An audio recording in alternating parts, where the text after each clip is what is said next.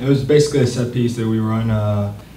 Ricardo, he's great on set pieces, and usually he looks for George and I, and just happened he put a good ball in, and I saw I had a chance for it, just went up to challenge for it, and luckily I connected, and I found the left corner of the goal. I could see the guy to my right, and I knew I just had to. They're not a big team, obviously, but I knew I had to be the first to it, and get in there as quickly as I could. I knew that there was going to be contact, so I anticipated that and just made contact on it. And I think the keeper was a little flat-footed because he didn't know whether to come out for the ball or not. And it all started from a great ball by Ricardo. And George and I have been, we've been talking a lot about connecting on set pieces, and tonight was just one that went well for us.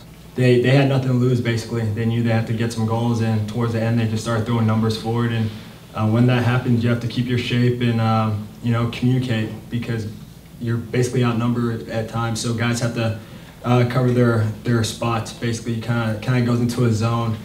And this season we've had a lot of shutouts, and we carried that on to this tournament. Hopefully our defense will carry us further. They came in trying to get a goal, and they really came in with an offensive mentality, and we were caught many times 2v2 in the back, and Ugo and George each of them had a man, and we got nervous with that, so we made the correction trying to keep one fullback back with us.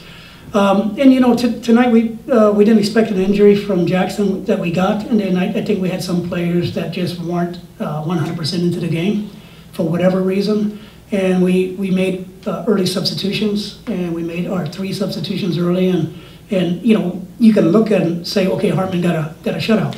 You can look and say, I thought Ricardo Villar was very good tonight. You can look at those guys, but I think you overlook it when you don't recognize Ugo and George on the tremendous job that those 2 guys did as center backs, because they didn't really have much scoring opportunities, and their whole mentality was to score a goal. I think what you saw a little bit tonight was fatigue. Yes, it was hot. It was hot for both teams, but I think what you saw a little bit tonight was a little bit of fatigue. You saw, if you remember, Marvin going one-on-one and falling down. Breck many times was losing possession of the ball. Ruben was losing possession of the ball. And they normally don't do that.